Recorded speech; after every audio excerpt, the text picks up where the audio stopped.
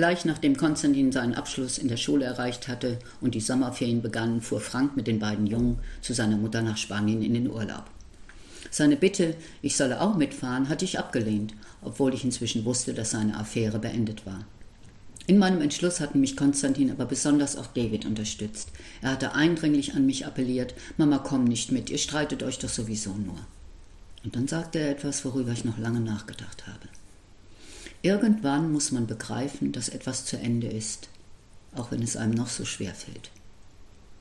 Als meine Söhne nach 3 Wochen wohlbehalten und braungebrannt wieder zurückkehrten, schloss ich sie glücklich in die Arme.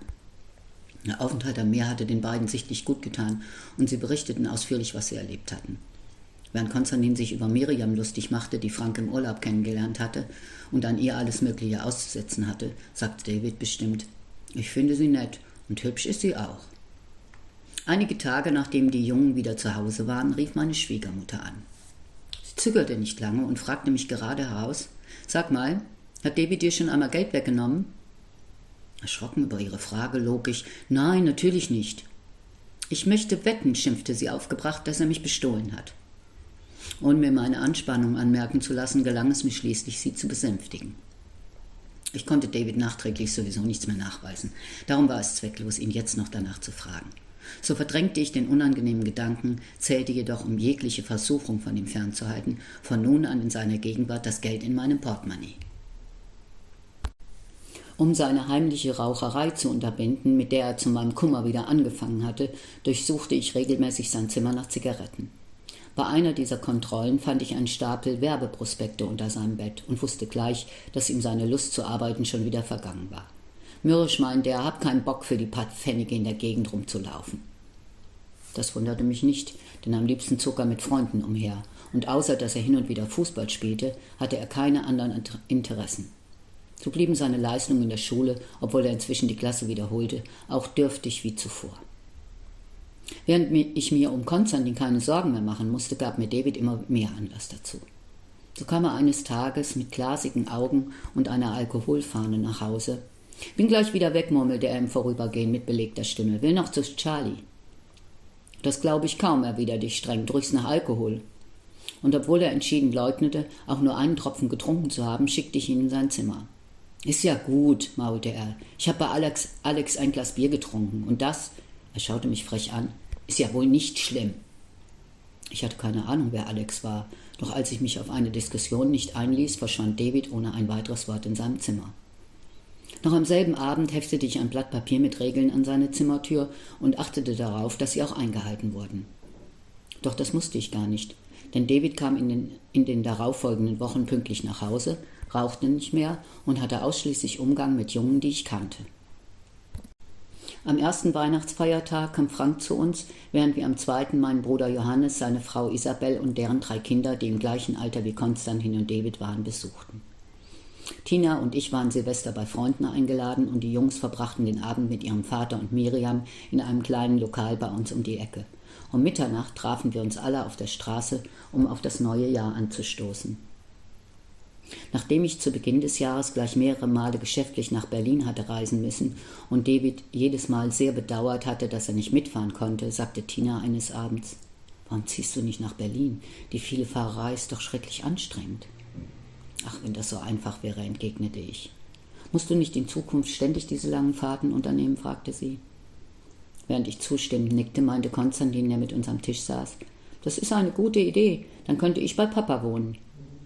Überrascht schaute ich ihn an, aber er erklärte: Ich bin so oft in meinem Leben umgezogen, dass ich jetzt gerne hier in meiner vertrauten Umgebung bleiben möchte.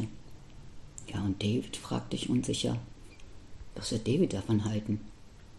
Ehrlich gesagt war ich von Tinas Vorschlag mehr als angetan. Frank war in letzter Zeit ständig zu Besuch und gab mir deutlich zu verstehen, dass er einer Neuauflage unserer Ehe nicht abgeneigt war.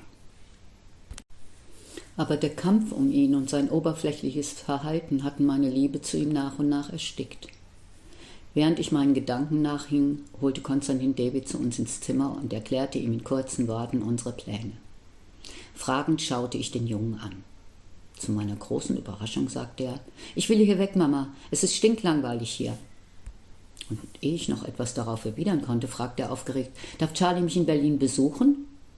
»Ja, so oft du willst«, erwiderte ich verwundert über seine rasche Einwilligung und fügte hinzu, »lasst uns aber erst ein paar Tage darüber nachdenken.« »Nein, nein, das ist jetzt beschlossene Sache«, rief Konstantin euphorisch und eilte zum Telefon, um Frank anzurufen.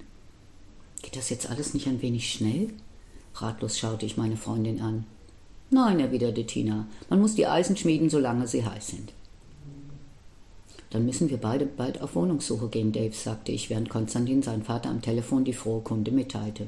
»Und wenn du magst, kann Charlie uns begleiten.« »Yeah«, jauchzte David, »ich rufe ihn gleich an.« Dass David im Grunde genommen vor sich selbst davonlief, ahnte ich damals noch nicht, denn ich wusste nicht, dass seine schlechte körperliche Verfassung die Folge von inzwischen regelmäßigem Haschischkonsum war. Ein neuer Wohnort, die Trennung von falschen Freunden, das erschien ihm als seine Rettung. Jedenfalls hat er mir das Jahre später so beschrieben. Und wieder einmal war David wie umgewandelt. Sogar seine Noten besserten sich etwas. Wenn ich so zurückblicke, war sein Leben immer ein ewiges Auf und Ab. Eifrig besuchte er den Konfirmandenunterricht und schilderte mir anschließend den Verlauf der Stunde.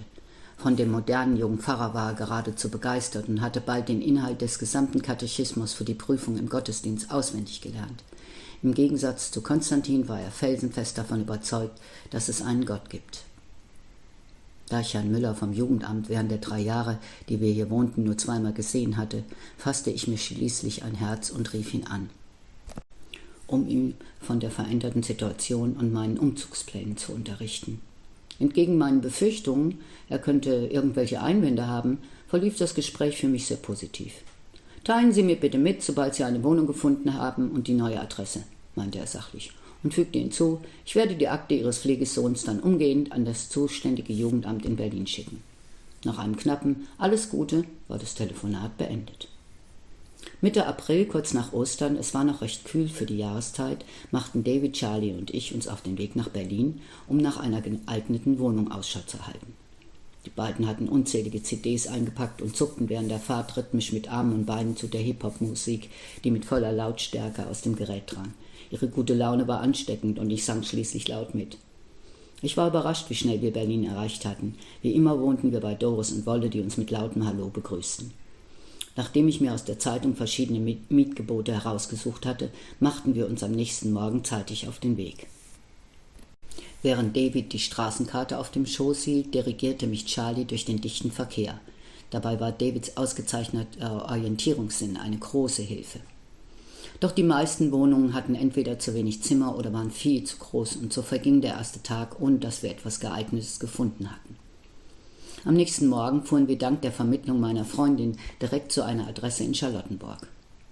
Als wir die vielen Stufen in den 4. Stock gestiegen waren, überraschte uns eine wunderschöne Wohnung, die wie für uns gemacht schien. Während uns der Vormieter durch alle Räume führte, schaute David Charlie fragend an. »Wie gefällt sie dir?« Als dieser zustimmend nickte, waren wir 3 uns einig und beschlossen, die Wohnung zu mieten. Nachdem ich mit dem Vormieter die Modalitäten für die Übergabe der Wohnung geklärt hatte, kramte David in meiner Handtasche und meinte, wir müssen noch etwas von uns hier lassen, damit wir auch bestimmt wieder zurückkommen. Er hielt mir fragend das grüne Gummipferdchen vor die Nase, das Frank in Saudi-Arabien zu Konstantins Geburt vom Chef der Küstenwache geschenkt bekommen hatte. Konstantin und später auch David hatten als Kinder damit gespielt. Da der Vormieter nichts dagegen hatte, stellte David das Spielzeug zufrieden auf das Fensterbrett in seinem zukünftigen Zimmer. Den restlichen Tag verbrachten wir mit einem Stadtbummel, wobei mich die Jungen in alle möglichen Szeneläden buxierten und mir etwas anderes zum Anziehen verordneten. David war übereifrig beim Aussuchen und hatte umwerfend gute Laune. Ich konnte mich nicht daran erinnern, wann ich ihn je so lustig erlebt hatte, und ich war überzeugt, dass der Ortswechsel eine gute Entscheidung für uns beide war. Am nächsten Tag meldete ich meinen Sohn in einer Realschule in der Nähe unserer neuen Wohnung an und kurz darauf machten wir uns wieder auf den Heimweg. Zu Hause angekommen, begann ich sofort Kartons zu sammeln, wobei mich David tatkräftig unterstützte. Sobald er von der Schule nach Hause kam, marschierte er los, um in den Geschäften der Umgebung nach geeignetem Verpackungsmaterial Ausschau zu halten und kam jedes Mal freudestrahlend mit diversen Kartons bepackt zurück, die er sorgfältig in der Garage übereinander stapelte. Es war wieder so ein heißer Frühsommer, genau wie vor 3 Jahren, als wir hierher gezogen waren und als wir bald nach unserer Berlinfahrt unterwegs waren, um Davids Konfirmationsanzug zu kaufen, machte uns die große Hitze regelrecht zu schaffen. Noch dazu war David äußerst wählerisch und erst nachdem wir durch mehrere Geschäfte gelaufen waren und der Junge die unterschiedlichsten Bekleidungsstücke anprobiert hatte, erklärte er sich mit einem dunkelblauen Zweireiher einverstanden, der mit feinen Nadelstreifen gezeichnet war. Wie immer hatte er Geschmack bewiesen, er sah umwerfend darin aus. Als am Tag der Konfirmation Miriam bewundert sagte, »Dave, du siehst ja aus wie Lord Fauntleroy«, strahlte er über das ganze Gesicht. Schließlich saßen wir, eine bunte Mischung aus Verwandten und Freunden, dicht gedrängt in der Kirche.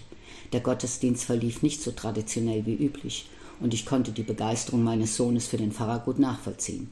Nachdem die Konfirmanden ohne die Unterstützung des Geistlichen ihre Einsegnung selbst zelebriert hatten, standen sie mit brennenden Kerzen in einem Halbkreis um den Altar, während der Pfarrer von der Kanzel predigte: Jeder Mensch auf dieser Welt hat eine Bestimmung, jedoch muss er selbst herausfinden, welche Aufgabe das Leben ihm stellt.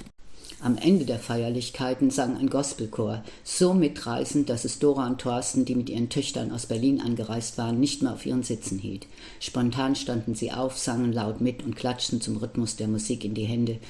Geradezu euphorisch verließen alle nach dem Gottesdienst die Kirche. David, der sichtlich guter Laune war und bei der Begrüßung sogar ein paar Worte mit Jenny gewechselt hatte, schaute beim Mittagessen zu Hause zufrieden in die Runde und bedankte sich am Abend, nachdem die Gäste sich verabschiedet hatten, glücklich bei mir. Ernst, sagte er, dann will ich mal herausfinden, was meine Aufgabe auf dieser Welt ist.